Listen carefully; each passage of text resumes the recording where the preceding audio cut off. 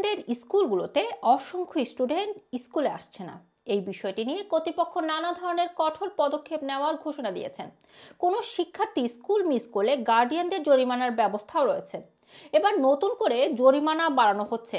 ইংল্যান্ডের কোনো শিশু অনুমতি ছাড়া স্কুল মিস করলে অভিভাবকরা সোমবার থেকে আরও বেশি জরিমানার সম্মুখীন হচ্ছে বলে জানানো হয়েছে।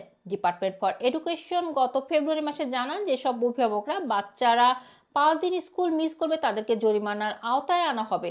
স্কুল অনুপস্থিতি এই জরিমানা চলতি সপ্তাহে সোমবার থেকে 60 পাউন্ড থেকে 80 পাউন্ড পর্যন্ত বাড়ানো হচ্ছে। আর এই জরিমানা 21 দিনের মধ্যে পরিশোধ না করলে 160 পাউন্ড পর্যন্ত বৃদ্ধি করা হবে।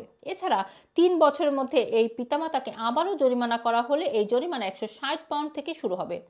এরপর আবারও শাস্তির সম্মুখীন হলে তাদেরকে জরিমানা না করে আদালতের দ্বারস্থ করা হতে পারে।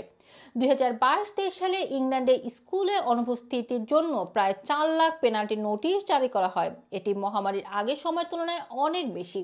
ডিসেম্বরে প্রকাশিত পরিসংখ্যান অনুসারে প্রতি 10টির মধ্যে 9টি জরিমানা অনুমতি না নিয়ে ছুটি নেওয়ার কারণে করা হয়ে থাকে।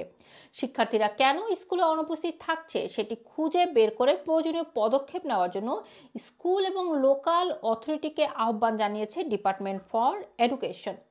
এদিকে এভাবে অভিভাবকদের জরিমানা করার বিরোধিতা করছেন স্কুল লিডারদের ইউনিয়ন সেক্রেটারি পল হোয়াইটম্যান।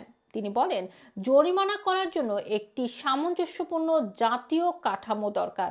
শিক্ষার্থীরা যখন আরও বেশি হারে ক্লাসে উপস্থিত হচ্ছে ঠিক সেই সময় জরিমানার পরিমাণ বাড়ানোর ঘোষণা দেওয়া হচ্ছে। জরিমানা করে শিক্ষার্থীদের পরিপূর্ণভাবে ক্লাসে ফিরিয়ে আনা সম্ভব নয়।